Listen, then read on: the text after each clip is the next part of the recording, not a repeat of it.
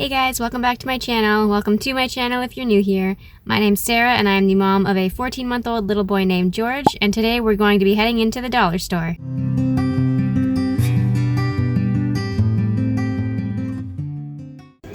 Alright, next stop, the dollar store. This is part 2 of a 3-part series that I'm calling Montessori on a Budget. We started in the thrift store last week and we're heading into the dollar store today. So let's see if we can find some deals and maybe some ideas on what you can pick up and Montessori at home on a budget. So I didn't mention this in my last video, but I think it's worth mentioning that there are 5 different Montessori activity categories for toddlers. So the categories are number 1, hand-eye coordination, number 2, music and movement, number 3, practical life skills, number 4, arts and crafts, and then language skills. My favorite dollar store is Dollarama. That's what we have a lot of around here, and they have a lot of like higher end type looking stuff and just really great selection too. So Dollarama is definitely a go-to for me, but I mean, get to know your dollar stores locally wherever you are in the world, of course. So as soon as you walk into this store, there is their kitchen stuff. They have a lot of smaller items here. You'll see some child-sized spoons and forks and some even child-sized strainers and tongs, all kinds of sort of mini type things. I've been slowly collecting just small versions of things for his hands to be able to kind of work around in the kitchen and do stuff. It's just a little bit easier. So the dollar store is a great place to find a lot of those things. There's also a lot of wooden cutting board. Wooden trays are pretty hard to find, so what I have done before in the past is use a wooden cutting board just to kind of keep things. It's a little harder for them to actually lift up and move, but if you want to show them something all in one place, then you can kind of put the cutting board in front of them with an activity on it, and it just shows them that that is the activity together. I've also used the cutting boards for things like our tea set, and of course for cutting. I've introduced cutting to George with a butter knife recently and going really well. So using a small cutting board just makes him feel like he has his own little workspace in the kitchen too.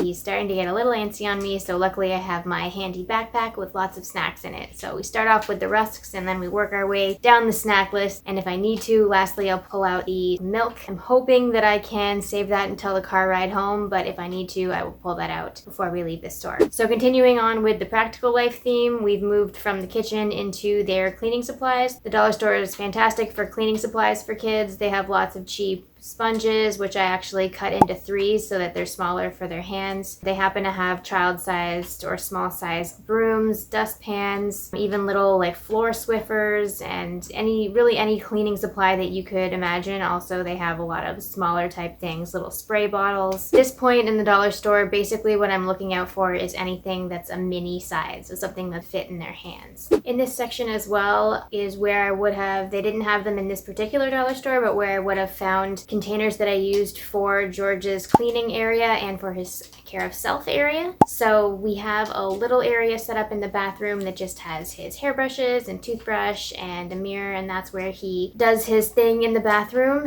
And I put one of these, I believe they're actually for like the bathtub or the sink to put soap and things in, but they come with suction cups, and what I did was I actually took the suction cups out and screwed them to the wall. And even though I try to stay away from plastic, for the care of self and for the cleaning supply area, a lot of times what's going in these little containers is wet. So just for like cleaning purposes and disinfecting purposes, I like to keep them plastic for these 2 areas. But yeah, this little container is just perfect. It has a divider in it. Sort of played around with the idea of putting like a little wooden shelf instead, but these containers just, first of all, things won't fall off of them. Second of all, they're easy to clean. And third of all, they're just cheap, and I found them at the dollar store. Oh yeah, and the dollar store even has command hooks. If you guys don't know, I love a command hook. You don't have to drill into the wall. They're just stickers, and I mean, they're just so easy. You just stick them onto the wall and you can hang anything. So yeah, so I was super stoked to see that. Now we're getting into the arts and crafts section. So arts and crafts, like I said before, is a category in terms of toddler activities in Montessori. Montessorians are all about the process of art and not the final product. So whatever happens, happens. It's more focused on the sensory experience of dealing with the materials, so whether that be paint or crayons or clay or what have you, and just the process of movement and what that creates. Going with one of the main principles of Montessori, which is follow the child. What they're suggesting you do is that you actually just give them the craft supplies and sort of let them go carte blanche on it. So here in the dollar store, you're going to notice they have all kinds of different shapes and sizes of blank canvases, which is perfect. They even have one with a cute little easel type thing behind it, which I find adorable, and of course it's wooden. They also have lots of different wooden type things. So whether it be something sensory, if you're making a DIY Montessori activity, anything like that, they just have lots of sort of more natural material type stuff. I mentioned before that hand-eye coordination is another category in the Montessori toddler activities. So hand-eye coordination is something that I find really easy to DIY. I actually made a video about that, so I'll link that. Posting is a big term that you'll hear a lot in Montessori. So if you just take an empty container and wooden popsicles, which they have a lot of here at the dollar store, and they can put the wooden popsicle sticks into the slots. Even before that, you can do an empty container, put a hole in the top, and use pom-poms and put them in the top of that, which is a little easier. So anything that they're taking something and putting it inside of something is working on their hand-eye coordination. So the dollar store is the perfect place to find supplies for DIYing that kind of stuff. The other big hand-eye coordination activity that you'll see a lot of is dowel work. So dowel meaning basically just like a stick, and then putting something over top of the stick. You can have either a vertical one or a horizontal one. So that's really easy to DIY as well. It's a lot cheaper than going to a craft store, for example. I love these little rainbow wooden blocks. I actually made a posting activity for George when he was younger, but I didn't realize that they had wooden ones. I don't think they had them at the time when I made them, so I think they're just so cute. You could do all kinds of different stuff with these.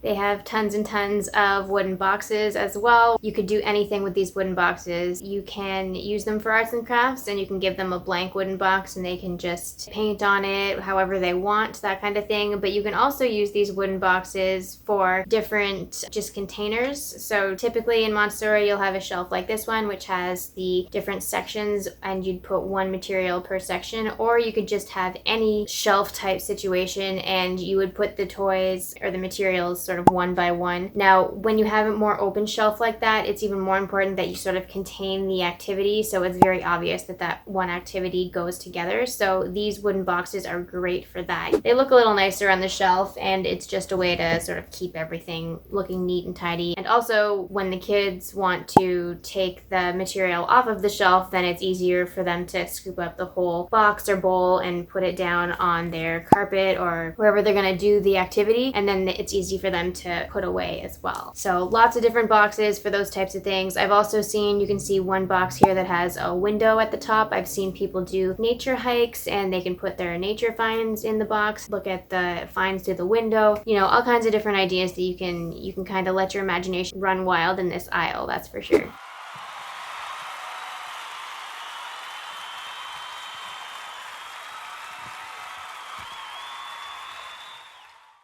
I've noticed at Dollarama in particular that they're trying to go a little more towards that sort of boho rustic type decor. So you do find a lot of wooden, glass, metal type things such as shelves and just like decor items. So not necessarily talking about Montessori materials, but if you're looking for a couple of different items to just make the space look a little more natural and a little more neutral, if you will, they have lots of sort of cool decor stuff that is really reasonably priced. Containers, containers, containers. The classic Montessori container is a wooden tray with the two handles on the sides. They are tough to find, and if you do find them, they are expensive, if you're buying multiple ones especially. So at this dollar store, I managed to find what they're calling drawer organizers. They're made out of bamboo, and they're a lot cheaper. They're only a couple of dollars, and you still have a wooden container type thing that you can put your different materials in and do all kinds of stuff with. One of the things that I really like about the natural materials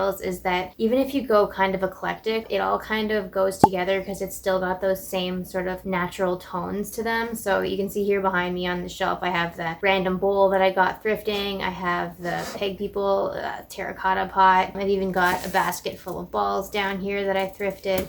So everything is different. It's not matchy-matchy, but because they're all natural materials, they just kind of like work together and look beautiful on the shelf, which of course is something that you want to go for. Montessorians believe believe that the children tend to veer towards more beautiful items on the shelf, so it makes it more attractive to them, therefore they're going to engage in the materials a little bit more. Also cultivating an appreciation for natural materials. Cultivate sort of a thinker who's looking at more sustainable living for the future and that kind of thing. Wooden boxes, wicker baskets, metal tins, anything like that I am always looking for, and you can find lots of them at the dollar store.